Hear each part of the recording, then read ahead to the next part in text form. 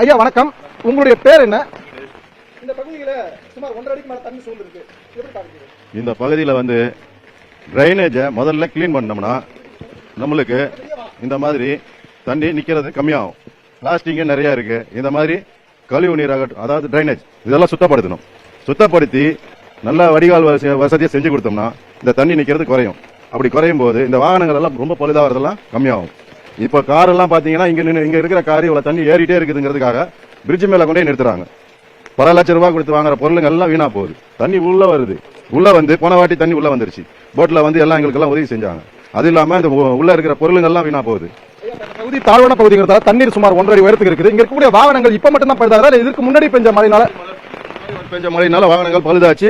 வீட்டுக்குள்ளே தண்ணி வந்தது. வீட்டுக்குள்ள இருக்கிற பொருளுங்கள் எல்லாம் சோபா, கட்டில், ஃப்ரிட்ஜ், வாஷிங் மிஷின் எல்லாமே போயிடுச்சு. எல்லாரும் வீட்லயும் போயிருச்சு. அந்த ட்ரைனேஜ் சுத்தம் பண்ணாத காரணம் தான். முதல்ல வந்து அதெல்லாம் அடைப்பெல்லாம் சரி பண்ணணும். நம்ம வந்து சும்மா வாயில சொல்லிட்டோம்னா டிவியில பாக்குறோம் இது சுத்தம் எல்லாம் ரெடியா இருக்குதுன்னு. அதெல்லாம் கிடையாது.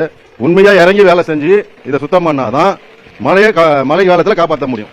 ஐயா, இப்ப நேற்று நள்ளிரவு முதல் பெஞ்ச இந்த மழையில சுமார் 1.5 அடி வரைக்கும் தண்ணீர் உயர்ந்திருக்கு. இன்னைக்கு ஃபுல்லா மழை இருக்கு, அதே மாதிரி நாளைக்கு மழை இருக்குன்னு சொல்லிருக்காங்க. அப்ப தண்ணி எந்த அளவுக்கு உயரும்? மக்களுடைய இங்க இருக்கக்கூடிய மக்களுடைய பயம் என்ன? இங்க இருக்கக்கூடிய மக்கள் என்ன பயப்படுறாங்கன்னா, இந்த மாதிரி பொருள் எல்லாம் வேஸ்ட் ஆயிடும். போன வாட்டி நாங்கெல்லாம் அனுபவிச்சு பல லட்சம் லாஸ் ஆயிடுச்சு. எல்லாருக்கும், எல்லா வீடுகளுக்கும் இந்த ஏரியாவில் வண்டி ஃபுல்லாவே மூழ்கி போச்சு. 2 வீலர்லாம், கார் எல்லாம் எல்லாமே எடுக்க முடியாத அளவுக்கு பாதிப்பு அடைஞ்சு போச்சு. எல்லாம் வேஸ்ட் ஆகி போச்சு. கார் வெங்கடேஷ்.